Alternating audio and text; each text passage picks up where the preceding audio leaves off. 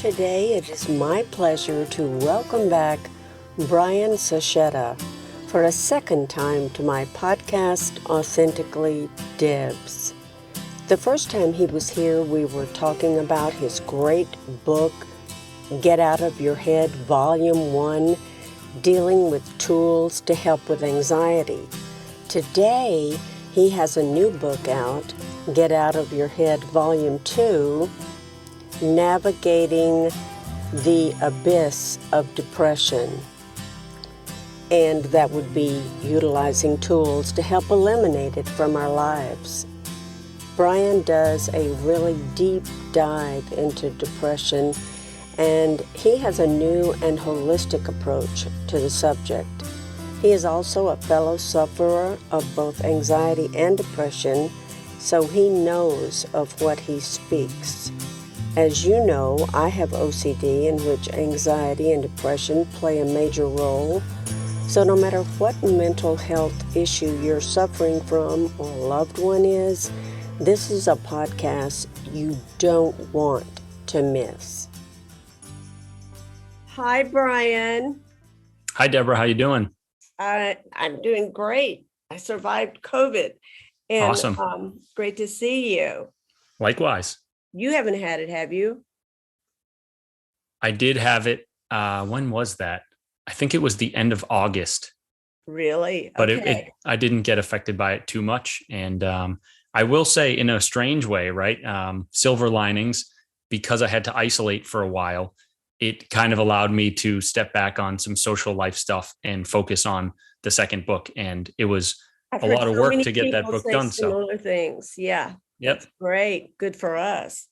Before we get started, I wanted to mention that I am now well into the second season of my podcast, which is interview format, and interviewing mental health professionals. And I consider you one of those, as well as a fellow sufferer of different mental health issues. And also people in the arts, also my listeners, anyone who has something to bring to the table. But the through line of my first season, which was my life story, was my OCD, obsessive compulsive disorder, which has very much to do with anxiety and depression. And when you're experiencing it, it's like both simultaneously. So I just wanted to mention that because that's why I am delighted to have you back for the second time. Your first book, Get Out of Your Head, was dealing with anxiety and how to, well, really how to deal with that, how to live with that. And this book is also called Get Out of Your Head, Volume 2. And what is it called after that? So the full title is Get Out of Your Head, Volume 2, Navigating the Abyss of Depression. So the first book talked about anxiety. The second one talks about this new subject of, depression, despair, hopelessness.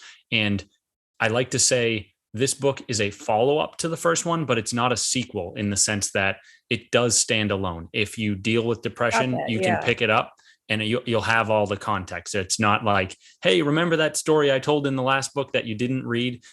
There's none of that. So you get all the context there. And, it's mostly just a branding play. Like Get Out of Your Head is my brand. And that's what folks know me for. And it's just kind of something that I'm very passionate about, that brand in general. So that was the reason for going ahead with the similar title. Okay. And I think that says so much, because that is the reason for so many of our problems, is that we are in our head way too much.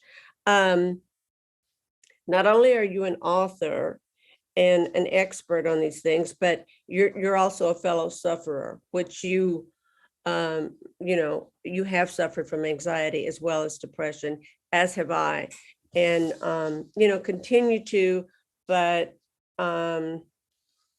because of tips, ideas that I've gotten from your first book, and treatment, ERP, medication, which I still take, I'm doing okay.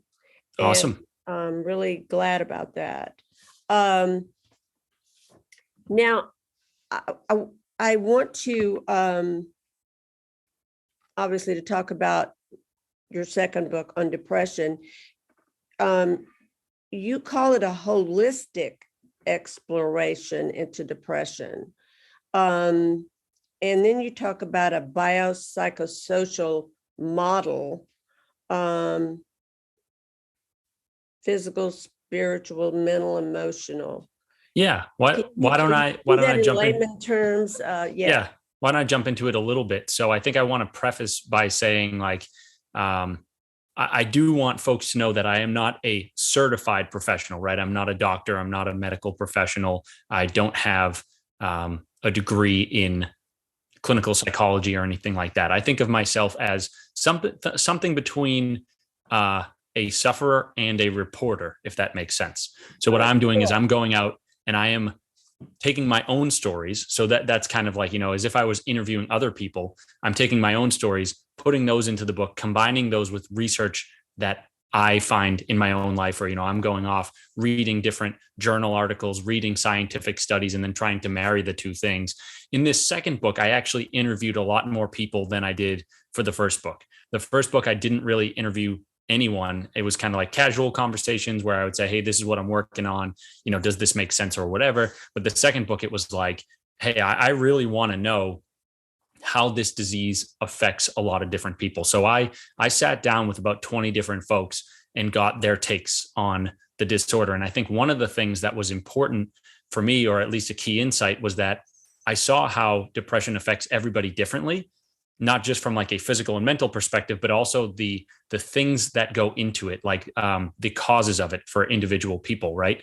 And so as I started talking with more and more folks, it became apparent that it's like, for some of them, they're like, hey, I live a really good life and I have nothing really to be depressed about or complain about, but I have this brain chemistry that's off a little bit, right? And so I have worked with my doctor to find the medication that sort of balances that out and then helps me feel better. So that was one sort of approach, right? Then you talk to other folks who say, hey, I was depressed last year because I broke up with my girlfriend, or I was in a career that I wasn't excited about. I didn't have a lot of things going in my life. So some of those are factors as well. And then there's also, I'll get to the extrapolations of what these categories are in a second. But, I also talked to folks who said like, hey, I realized like I wasn't where I wanted to be in my life. I was overweight. I didn't like how I looked. I didn't like my friends or my social group or whatever it was. And so as I had more and more of these conversations, it kind of dawned on me. It was like, there's so many different entry points into depression.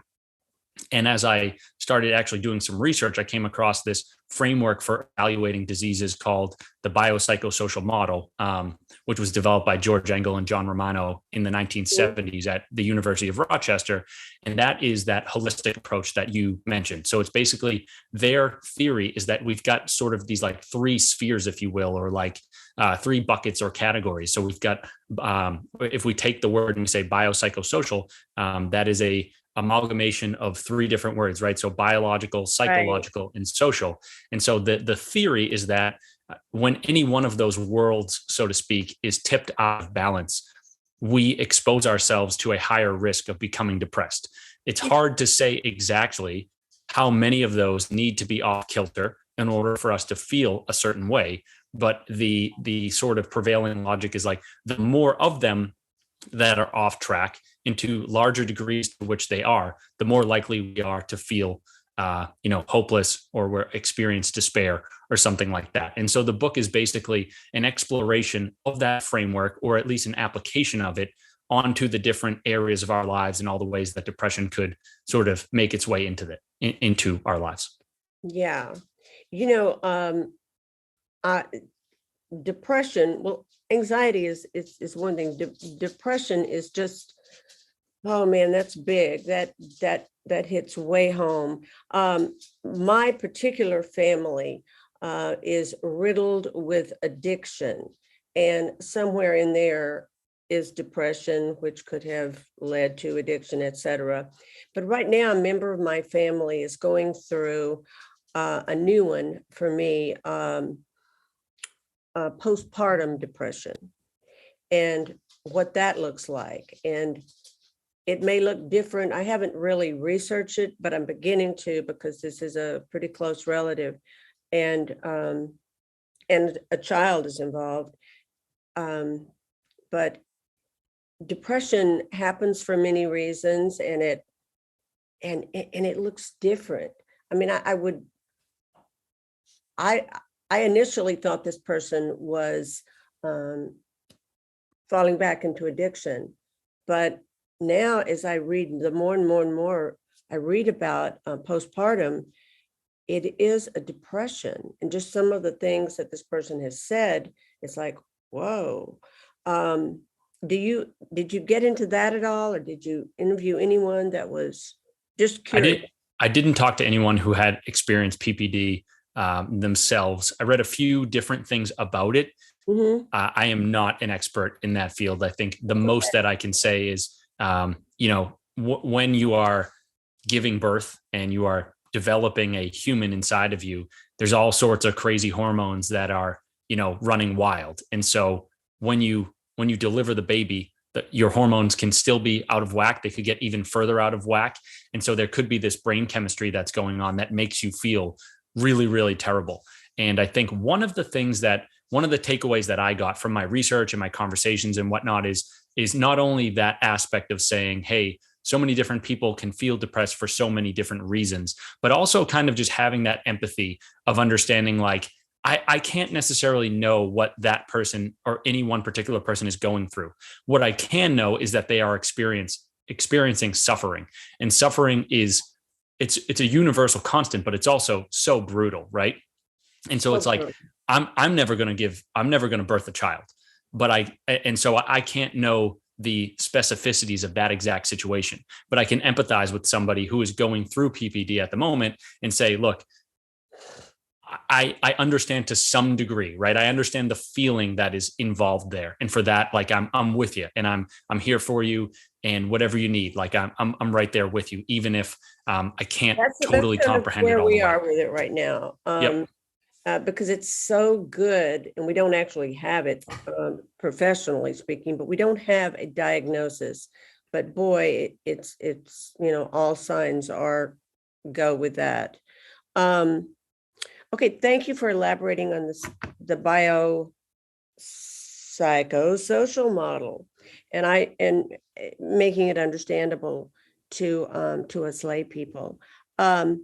So then you talk about your own personal battle with depression in the book, and you refer to it, which I think is a perfect word, abyss, to relate to despair. And again, you use this maritime imagery or theming throughout the book to reinforce your metaphor abyss for depression. Anything else you want to say about that? Because I understand. Yeah, I think I can describe it a little bit. So the inspiration for the theming, at least the initial spark for it, came from the philosopher Friedrich Nietzsche.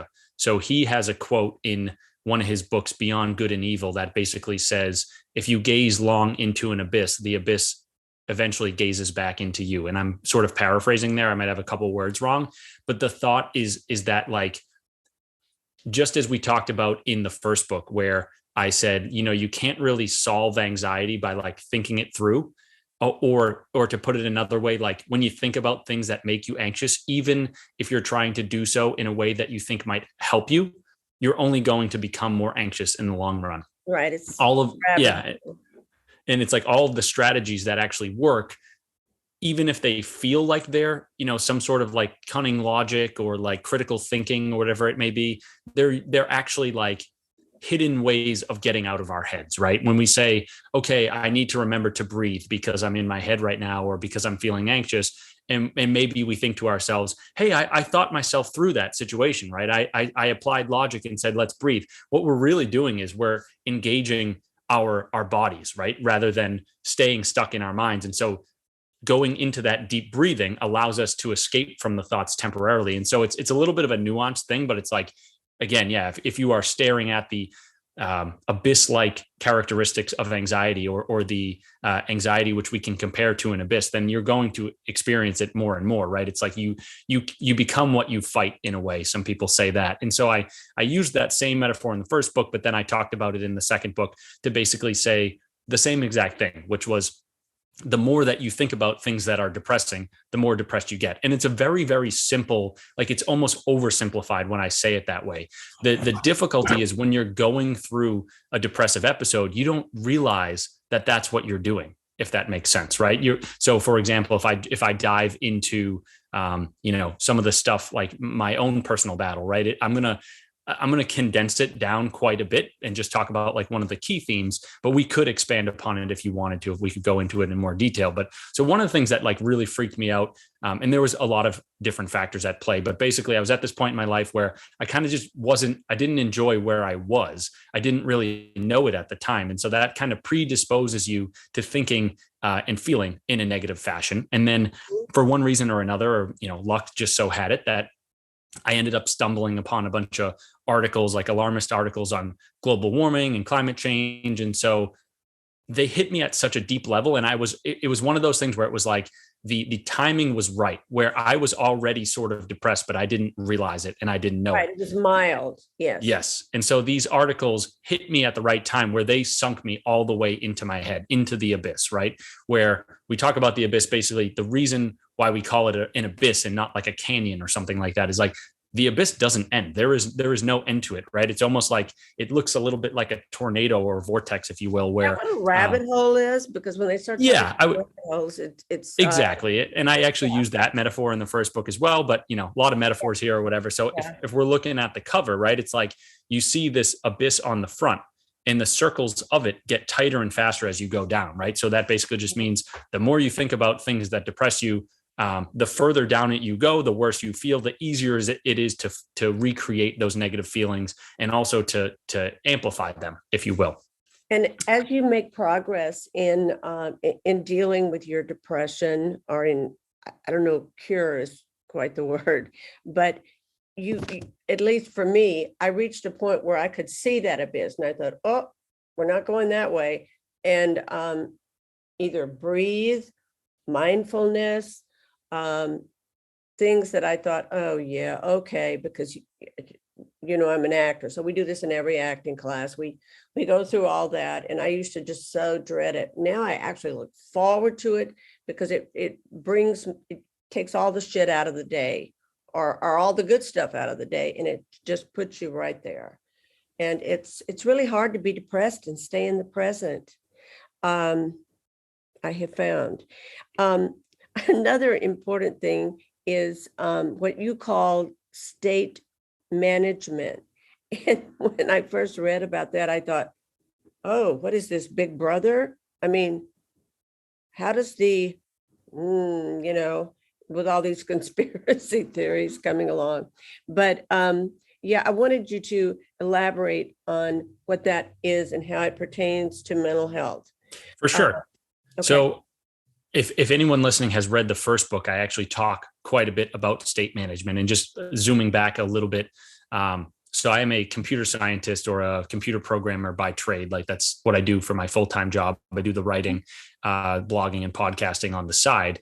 And so state management is this concept in computer science that I'm going to, again, either paraphrase or kind of simplify things here, but it's basically the state in which a computer system finds itself is determines how it acts. So if we and that's going to, maybe I'm using the word state in the definition, so it's a little, it's not the best definition, I'll admit. But so state is sort of just like the current condition of the system or the object that we're talking about, right?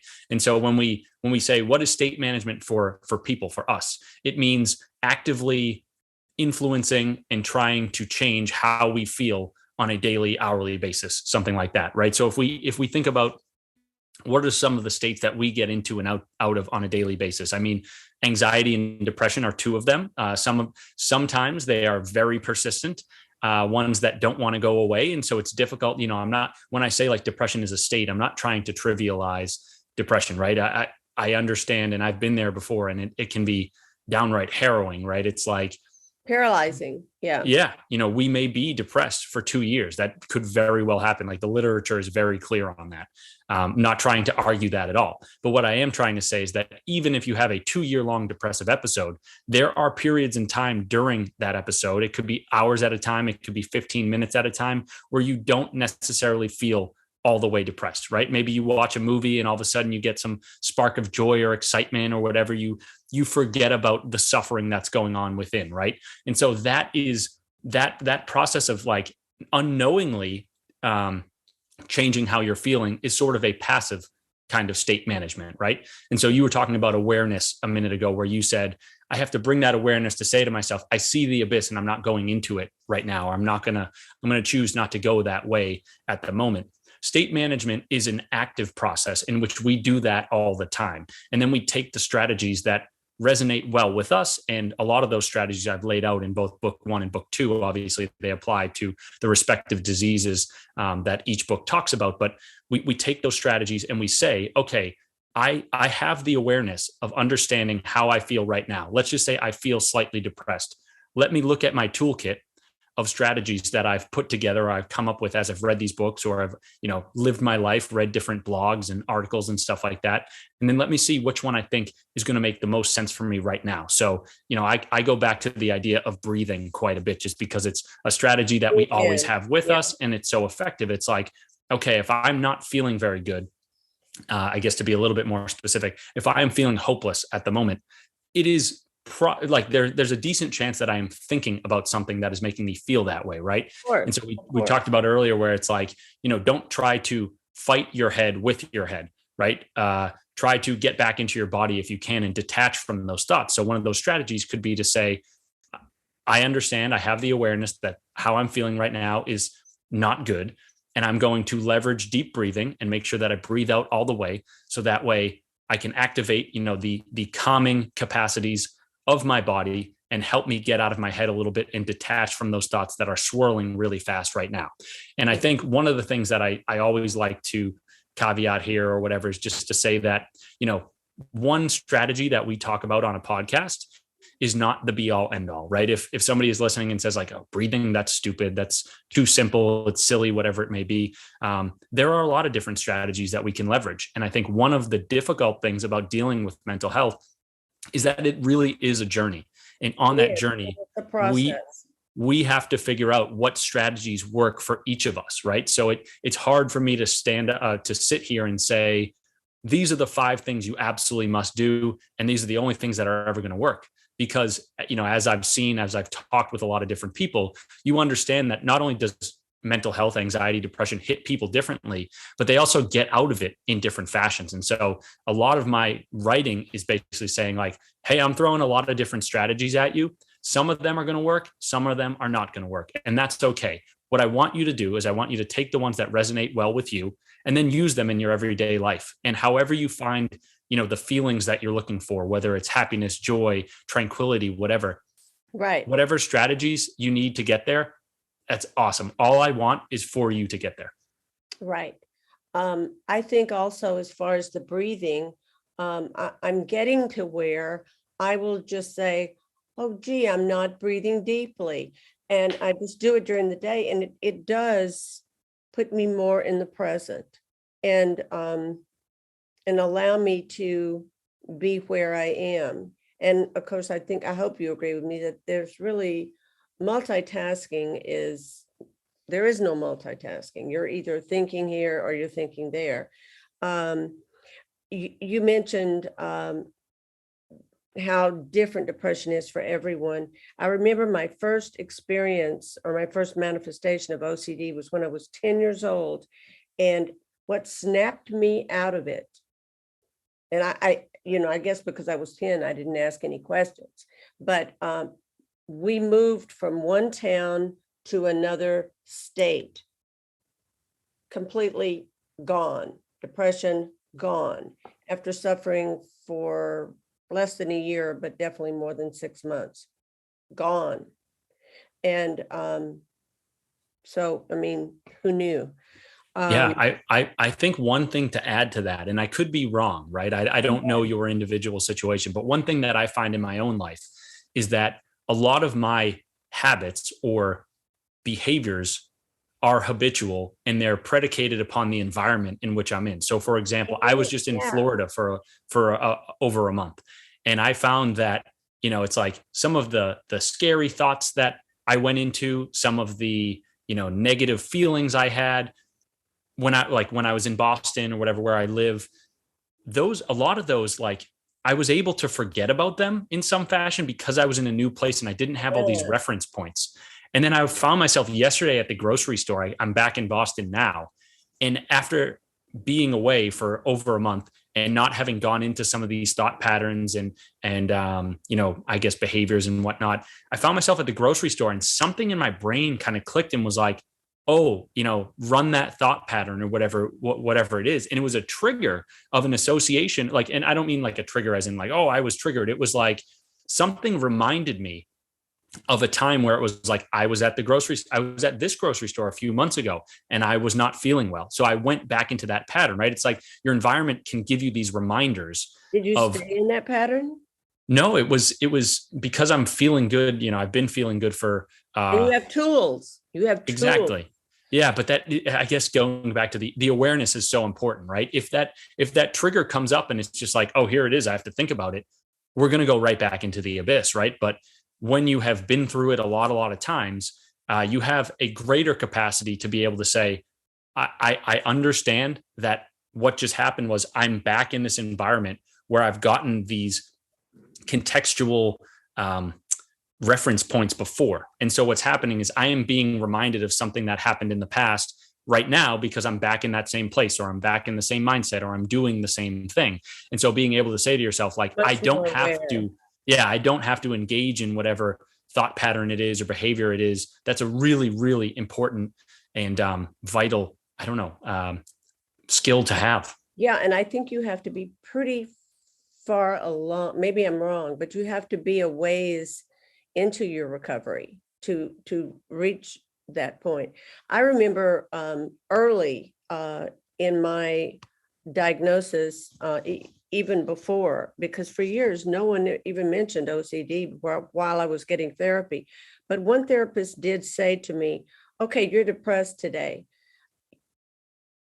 You know that your depression is caused by something you are saying to yourself, something you are thinking. Let's find out what that is. And so when we did, that was actually helpful. That was not going into the abyss. I don't know exactly what that was. It was, of course, going into your head a little bit, but he said, what's that voice saying to you? Because you don't just feel depressed, it comes from somewhere. Do you find that even necessary? I think I absolutely think so. So there's the term called metacognition, which is basically like thinking about your thinking. Right. And the idea is really what you just talked about, where you are not stuck in the minutia or you're not in the weeds of the thought themselves. You're the thoughts themselves. You are not saying, hey, let's just say, for example, you got fired from your job recently, and that is what is depressing you. It's different to think about that situation and ruminate on it and say, I'm so upset that I got depressed. I don't know what I'm going to do, yada, yada, yada. That is very different from zooming out and doing that sort of metacognition thing where we say, I am grabbing the awareness to say that this is the thought pattern that is running right now. And then also having the awareness to say, that is making me feel in this particular fashion. Exactly. So that's sort of the connecting of the puzzle pieces that then allows you to formulate a plan for moving forward, to say, I get it. Like, if I can control these thoughts, and control is a strong word, and it's often very difficult to control our thoughts, but if I can influence these thoughts to a degree, then I can find out what they are. Yep. And that's one of the key insights, right? Is to be able to say that, like, that is what gets me into the abyss. That's my entry point, to be able to know that, have that awareness. And then in the future, be able to say, I'm in a totally new situation where I don't normally think about these things. But the commonality is that I'm going back into that same thought pattern, even though I'm in a new state, I'm in Florida versus Massachusetts. I'm talking to different people. I'm at a job interview instead of, talking to somebody on the phone or whatever. That is a critical part of recovery. Yeah. Yeah. Very true. I think depression is quite fascinating. Another thing that you talked about was UCMS, which is what word am I thinking of? It's an acronym for what? Yeah, so there's this protocol in the scientific world, and I mean, it's kind of one of those things where it's like it's in a particular setting, right? A particular set of studies. So the UCMS protocol is the acronym is unpredictable chronic mild stress, and so there are some experiments that show that when you expose rats to stressors that are unpredictable, chronic, and mild, at first, they will do their best to run away from those stressors, because what happens is like their fight or flight mechanism gets activated and they go into an anxious state. They say, totally related to that. Yes. Yep. So they're like, hey, we got to get out of here as quickly as possible, right? One of the things that might happen in the study itself is the researchers may play sounds of predators in a lab. And so the rats say to themselves, like, there's a predator around. We gotta run. We gotta, find safety. And so what happens is, over a long enough period of time where these stressors continue to play out and they continue to be so the continuation part is the chronic part, right?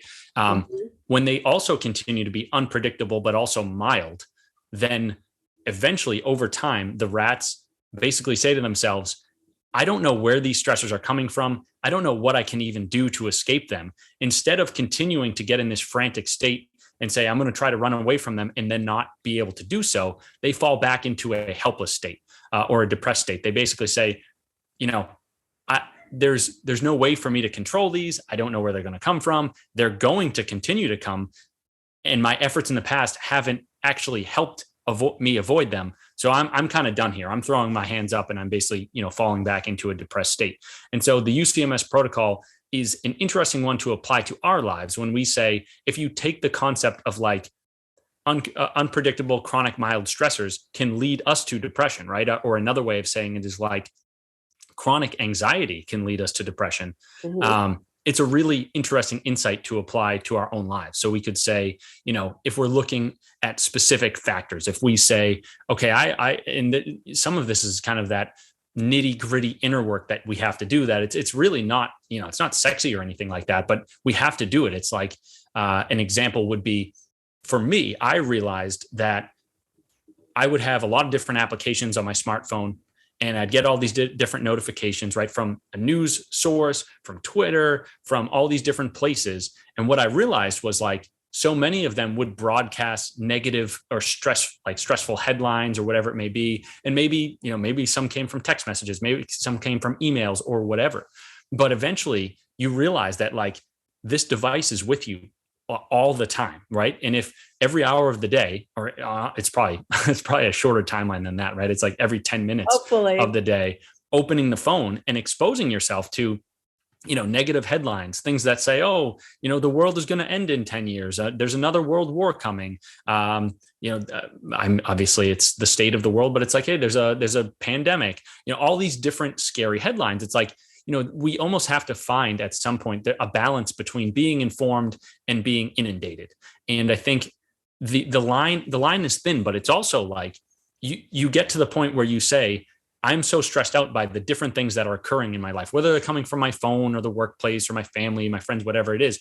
You eventually get to the point where you say, like, I can't deal with all this stress. And if I am constantly dealing with it, I know I'm going to fall into depression given the UCMS protocol. So how can I methodically look at some of this stuff and say, pull some of these stressors out? What are the ones that I don't need to deal with anymore, right? So an example going again with the smartphone thing would be like, unfollow the people on social media who make you feel like crap. Amen. Delete some of the applications that constantly deliver like harrowing news headlines.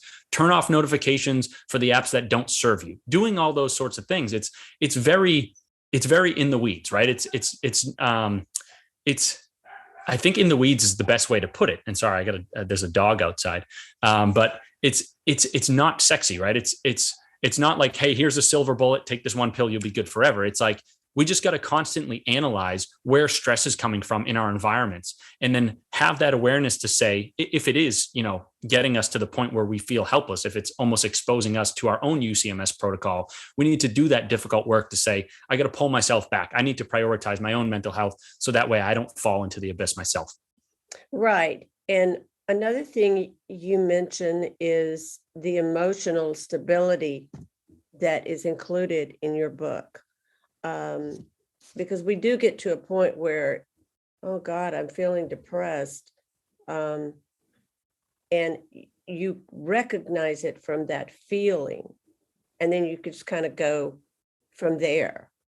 So I thought that was good. I can remember saying to a therapist once, well, I'm not going to do anything. I'm just going to stay depressed until I feel better.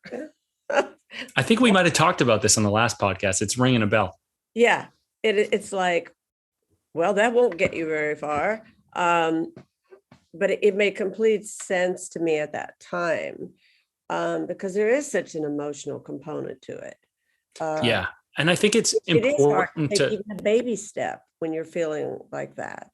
It really is. And I think it's important to take a step back and say, like, to listeners that, depression is so difficult. It's honestly hard to describe. When you are really in that state, it can be hard to even get out of bed in the morning, right? It can be hard. Like, you think to yourself, you got all this stuff on the horizon. Maybe you have some fun, exciting things on the calendar, and nothing looks good. You're like, this is the worst I've ever felt, right? I think it's just important to remember and to remind folks who are listening to just say, it is okay to feel that way, right? And you just have to do whatever makes the most sense for you. Like, be compassionate with yourself. This is not like hey, like it's going to end tomorrow or anything like that. Like, depression is super, super difficult. But if it is those baby steps that you need to take, that is okay. If you feel as though you can take larger steps, that's great too. I think the most important thing is to try to be honest with yourself, and then be honest with people that you talk to, right? If it's a therapist or a loved one or something like that, the goal is to get better, right? And so whatever you think might help you do that is the path that we want to take. But it's not to say like, hey, we're talking about all these strategies, so like depression is easy to overcome and just do it overnight. It's none of that, right? It's like, we are just having a conversation to say like, hey, when you are ready, think about some of these ideas, whenever that may be. And also, if you're listening and you're struggling, like, just know there's a lot of people out there rooting for you, like me, Deborah, yourself, and we might not be talking to you on a regular basis. We might not even know who you are, but like, hell, if you are fighting depression right now and you're listening to this podcast, I'm rooting for you. And I know it sounds kind of crazy, but like, yeah, we are connected on a deep level, like, even if we don't know each other. And heck, if you're listening, I love you, right? And finding that love and understanding that there are people out there that care about you and want you to win this battle. It's important to know that someone cares about you. Exactly. That's that emotional thing again. It's just, it's just important. Yeah. And that was one of the difficult parts of writing the book, was trying to find that right tone of not wanting to be preachy, right? Not wanting to say, hey, I've solved depression, so you should too, or you could get over it, or whatever. It was more, the book is written from a standpoint of like, I've been through this before. It is really tough. You might be going through it right now. Why don't we get through it together, right? Come aboard my ship, take my hand, whatever the analogy is, and let's sail through this difficult journey the best we can. Wow. Okay. And I don't know why this may sound sort of random, but have you done an ebook on depression yet with your book? Ebook or audiobook? Well, to me, they're kind of the same. So the second book, Get Out of Your Head Volume 2, is available in paperback. It's available on ebook, which is like a Kindle or a Nook reader. And then there's also the audio version. Okay, you're right. I'm so sorry. Yeah. It's okay. Well, so the audio is what I was referring to. Yeah. So the audio just came out last week. So it is currently February 9th. I think it might have come out on like February 3rd or something like that. So I've got some. Sorry, I did not do it. There is you learn more stuff as you go along in the process. Sure. And I found as though somebody could do it much better than I could, or at the very least better than I could, for a lot less strain and stress and annoyance. I don't have a studio at home. And a lot of the folks that you can find through the different exchanges or the different platforms where you find a narrator, a lot of them have studios because it's what they do full time. Yes. Right. And so I found somebody who did a really nice job. And, it was a reasonable price. It's like, if it were $50,000 to do the audiobook, I would have done it myself. But when you think of it's trade-offs, right? And I thought to myself, it was difficult for me. I'm not a trained expert in audio or anything like that. I spent a lot of days on the first audiobook actually sitting in a walk-in closet because that was what narrators do.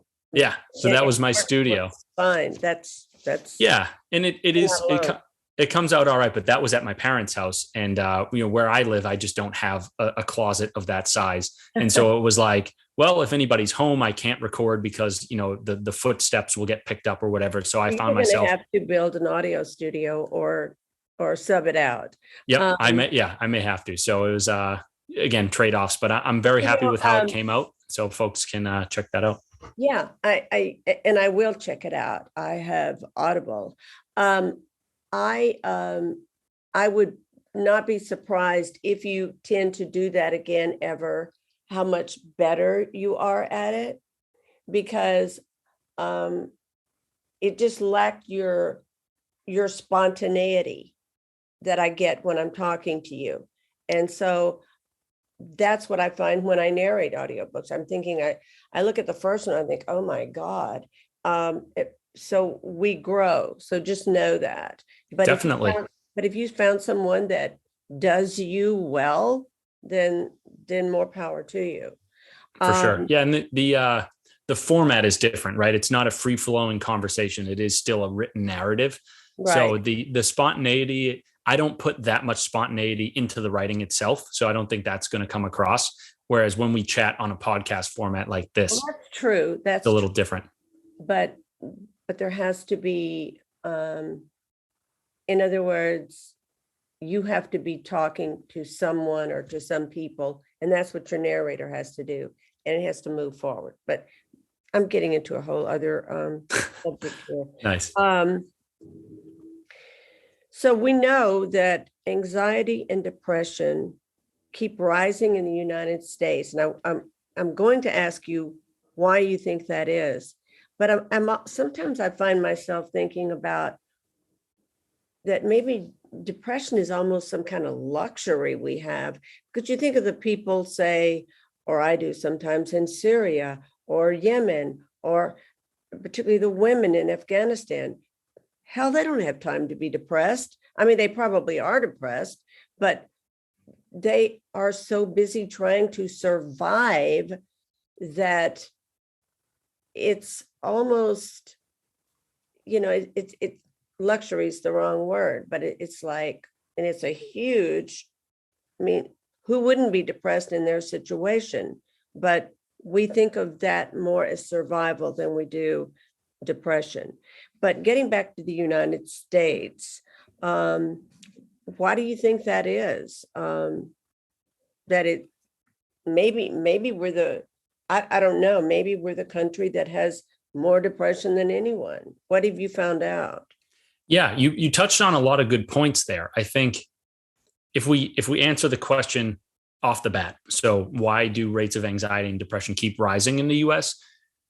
We can go back to the biopsychosocial model, right? And we can say that there are a lot of inputs that go into the equation of somebody being anxious or somebody being depressed. There is also, and so one of those inputs is the body itself, right? So the biological, like the way that our brains and bodies were constructed over the course of evolution. Going into one of, you alluded to people being in survival mode or not necessarily having it, having the time or whatever it may be to get depressed.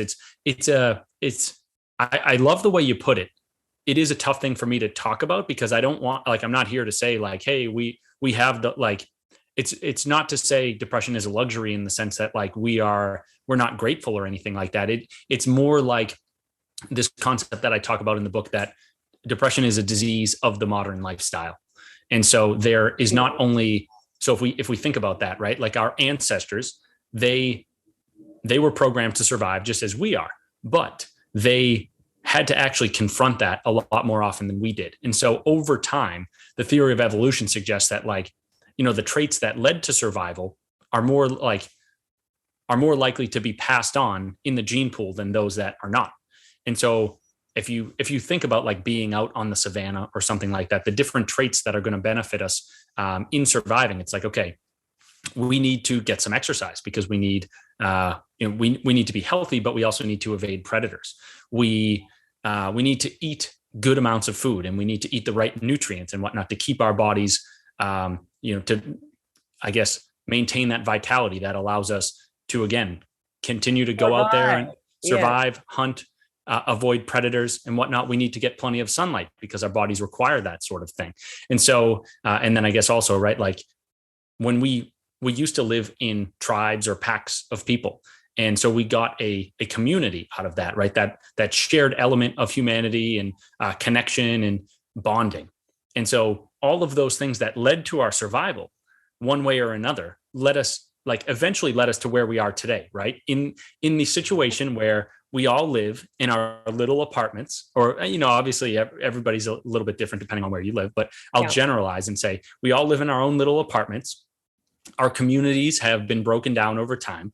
The church in the US, there's a lot less folks that are part of churches, and I'm not casting judgment. I'm more saying that, a lot of folks used to get that sense of community out of the church, and a lot less people are getting that. The same could go for bowling leagues, intramural sports, block parties. Most of us don't know our neighbors anymore. We also spend a lot of time indoors. We don't get a ton of sunlight. We eat an over-processed diet that doesn't have the nutrients that we need, right? Omega-3s, which have been proven to help combat depression. We're not getting we're not putting the right inputs into the equation for mental health. And so what ends up happening is we see the rates continue to rise. And I think, a couple of the other things that are leading to anxiety and depression proliferating in the US are just around, the way that the media works and social media and comparison. And, the fact that for one reason or another, we all have to work jobs, and some of those jobs people enjoy and find meaning in, but others don't. And so I think if you add all those things together, going back to the holistic biopsychosocial model, it's like, you could kind of say, if you're isolated, you don't have a sense of community, you're on social media comparing yourself to all these, photoshopped personalities on a daily basis, you don't have a job and a social circle that you care about, there's no overwhelming sense of meaning and purpose in your life. 10 million followers. Yeah. It's like, well, not to put it too bluntly, but like, no crap, you're going to be depressed, right? Like all the things that you need for mental thriving aren't there. And that is sort of the default in the US. That is kind of the lifestyle that we have inched towards. And so I'm not surprised that the rates keep rising. I'm disappointed because I think we can do better. And I also just hate to see people suffer. And I want to alleviate that to the degree that I can. But at the same time, it's almost like, well, yeah, no crap, right? So this seems, well, it's not redundant, but what do you do if someone comes in you and says, you know what, like I'm really feeling suicidal. I don't have anything to live for. I'm depressed. What would you say to that person? Yeah, so it's tough. I would take like a two-pronged approach. The first is if somebody is legitimately suicidal, I am not the right like if it's a family member and they're like, hey, I'm confiding in you because I trust you, I love you, that sort of thing. I'll say whatever I need to say to that person. If it is like a coaching client or a reader or something like that, like I am not a trained professional. Extreme, just to sure. What would you do with someone who says, I'm depressed, what can I do? Yeah, I think what I would say to them off the bat is that even though what they are experiencing right now is probably one of the most difficult feelings they've ever experienced, I would let them know that things could get better, and that, to be honest, they probably will. It could take time. And so I'm not going to sit there and, I don't BS people. Like if I feel somebody really needs to hear something, I'm going to tell them that.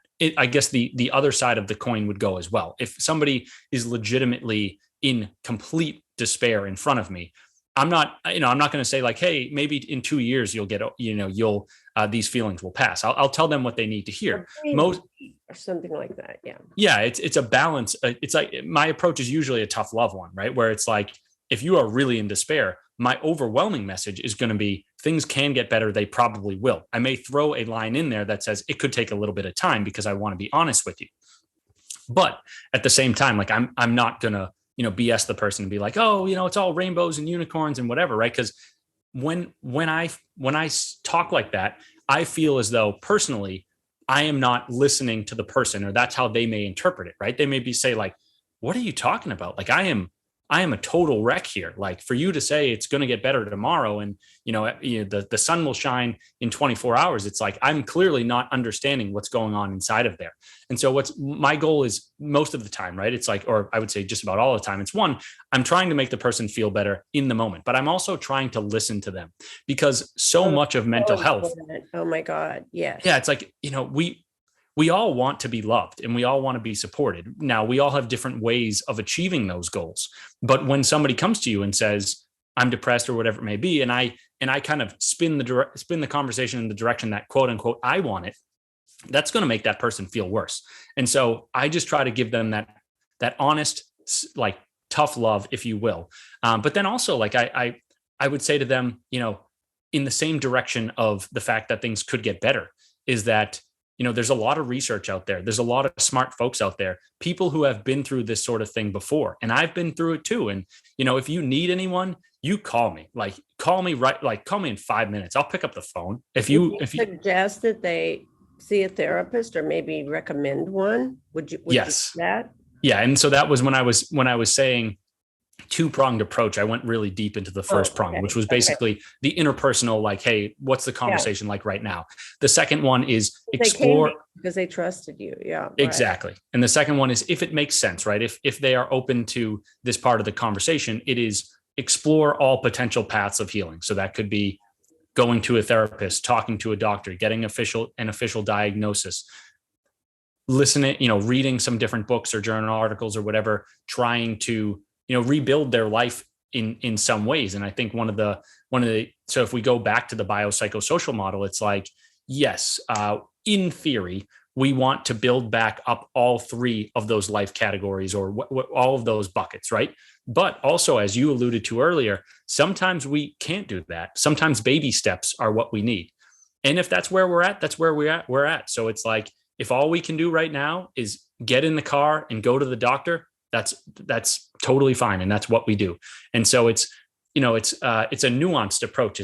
And that's a little bit why I'm rambling, is the fact that, it's contextual. I have to sit down with that person and kind of really read where they're at and then see what they're open to and they're willing to respond to. So, I would say both the interpersonal, like, hey, where are you at? How are you feeling? And then also step back and say, okay, here are some immediate things you could do. If it's get to the doctor, if it's call a therapist or something. And I mean, if somebody's in a really dire place, and I put this in my book as well, is like, if somebody is currently on the verge of self-harm, like, call the National Suicide Prevention Hotline. And, I guess if that person is in front of me, right, if I'm having that conversation with them, I might not recommend that, because I'm like, hey, I am the person who is going to talk to you right now, right? I'm not trying to push this off to someone else and push off your feelings. Right. But if somebody emails me and is like, hey, I don't know what to do, and you would get that information, right? Yeah, it's I've noticed that because as you get older, you have all these different little specialties in your body that you have to maintain, shall we say. And I've noticed that anytime I call and I get a recording, the first thing they say, whether it's a psychiatrist or a urologist, if you are in, I don't know what the terms they use, then call 911. I mean, it's like, and that's in and of itself is not mental health, but I think mental health is finally getting some of its due. And I think that some people have paid the cost of that. And I'm just so grateful because, again, having taught incarcerated youth, oh my God, you read their files and you think, oh my goodness, they're even able to come to school. They got this heavy court deal. They may, it's so important. Mental health is so important. And so many people do not have anyone to talk to, or they've never talked to anyone, or it's very taboo in their family. There's just so many things. Absolutely. Yeah. And I was at a retreat recently where it was sort of a spiritual retreat, and a lot of people talk about, their issues and whatnot. And it's amazing how fast you can develop tight bonds with folks when you are telling the deepest parts of your life and your soul and your story, right? It's like, because you see that everyone suffers, and obviously to different degrees, but a lot of people that were at this retreat were there for specific reasons, right? Because they had been suffering tremendously. And when you said, you're glad that mental health is finally getting the attention it deserves, I feel the same exact way. And it's like, one of the things that's always drawn me to mental health is the fact that it's one of the most personal things that you can talk about in both a good and a bad way. But in the sense of like being a clinician or a coach or someone like myself, it's like when I can have those conversations with people and I can allow them to open up and share parts of themselves, I can get those emotions going again, right? The feelings of connection, the feelings of purpose and whatnot. And we're really lacking that in the US in general. And there are definitely some movements that are helping bring that back to life. And that's really important. And it's just so touching, right? When you talk to somebody and you see somebody from a totally different background from you, different gender, different race, whatever it is. And it's like, hey, even though we have nothing in common, we have the deepest thing in common, right? Because we suffer and we know that. And that connects you on a level that's almost incomprehensible. Yeah. And then we don't have to deal with politics, but we start with where we are. So you consider yourself a coach.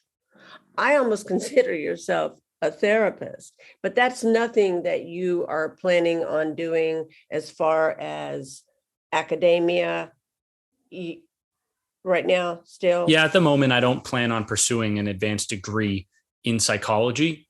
I like the lifestyle. Sure you need to, but yeah, I definitely see you that way. And I have to mention, you have such a kick-ass website. And thank you. You want to tell us a little about that, because that's where you do a lot of your magic.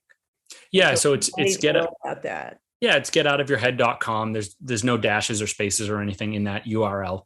And it's sort of just, the hub for all of my mental health stuff. So you can go in there, you can find my books, my blogs. You can actually get some merch there if you want. So I don't know if anybody will see the video feed, but I've got a shirt on right now. That's Get Out of Your Head shirt with the snake brain logo, if you will. So it's just kind of a place to, access all of the different information. I'll probably be adding more stuff over the years, right? I have tossed around the idea of starting a podcast at some point, but it's a lot of work. So it's like, I just have to figure out. I thought maybe you were. I thought I heard a couple of things that indicated you had, but it is a lot of work, but that's kind of leads me to the next, what's next for you? What about Clubhouse? Yeah, so I've been on Clubhouse before. That also is a lot of work, right? Where it's like, you got to put in the time doing the sessions and whatnot. My current trajectory, right? So I wanted to get the audiobook of volume 2 done. So that's done. I am actually going back and doing a revised edition of the first book. I felt as though I've learned a lot. My writing style has changed a little bit, gotten more mature, improved a little bit, where I felt as though readers could benefit from an updated version of that. So that's kind of where my focus is right now. And then in the meantime, I'll continue to blog and do podcast appearances. And then once I'm done with that, I think I'm going to take a little bit of time and figure out what makes sense. I have the loose beginning or the loose framework of a third book in my head. I don't know if I'm going to go through with it. I think I need more content and I need to feel a little bit more conviction behind it. But it's one of those. Can we get the essence of it? I mean, it must have something to do with anxiety and depression, but the next. Yeah, it would kind of be a summation, right? Like a third book that brings both anxiety and depression, also just like suffering in general together, talking more about trauma, talking more about like unresolved issues in the subconscious mind.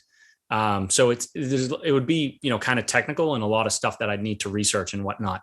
But I have also sharing more personal stories and whatnot in that book. So I have some ideas that I'm kicking around.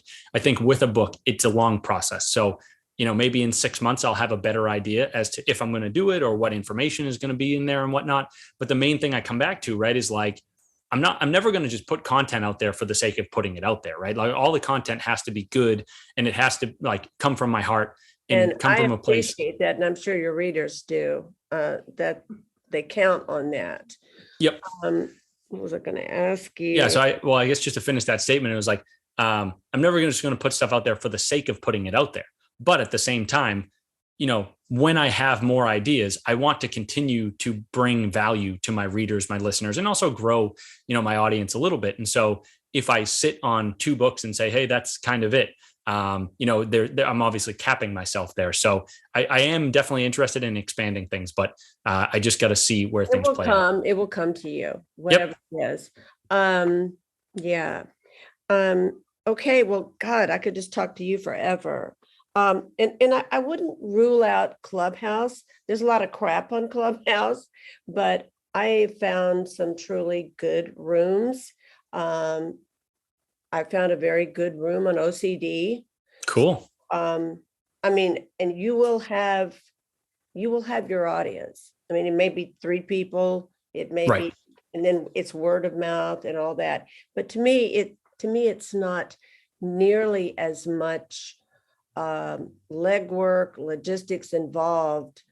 It's just more of a time commitment than anything else. That's exactly. Podcasting is so much more than that.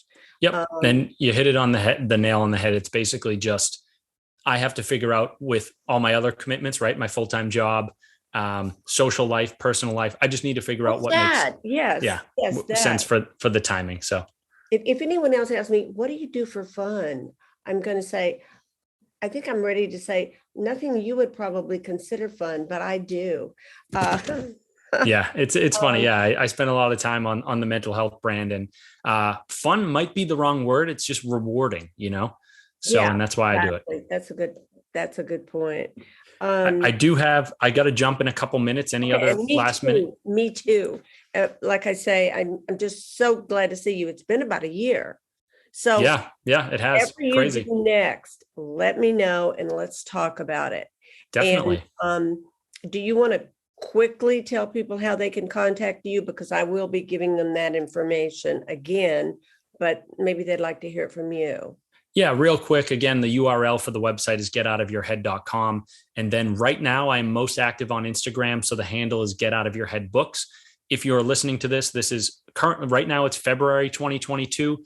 I may be changing the handle in the future. I have a trademark application that is currently processing. So when that finalizes, the name might change to just Get Out of Your Head on Instagram, but we'll see. So if you're listening to this and you can't find me, try both of those places. Okay, I'm going to ask you one final question, and I'm not trying to get you fired from your job in case that would even be possible, but do you genuinely like your day job?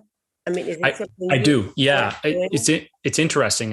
One thing that I have found is that, and I actually heard it on a podcast like last week and was like, yes, he said what I have, like he put it succinctly and I've known that, but he put it in a very succinct fashion or manner. So what somebody said that I was listening to this podcast about, he said, work is good therapy or good work is good therapy. And I have found that for me, being able to, as a software developer, being able to focus on, you get to create, you get to develop. Exactly. And I get to kind of throw all my mental energy into it and say, I'm working on getting this feature out the door. Okay, what are all the moving parts? How do I bring it together? How do I hit the deadline? Whatever. If I can, kind of channel all my mental focus into that, it's super, super therapeutic. And for that, and also, it's a good gig too, right? It's like software development is in demand and it's creative and it checks a lot of the boxes for me. So I definitely enjoy it. I would imagine that it would help you in your anxiety and your depression. It definitely does. Yep. Because that was one of the stressors of not wanting to get up and do whatever you got to do. Or whatever you choose to do. Okay. Adios, friend. And we will be in touch. Awesome. It was great talking to you, Deb, and I'm glad you're doing well. So thank you. All righty. Talk to you. Bye. Bye.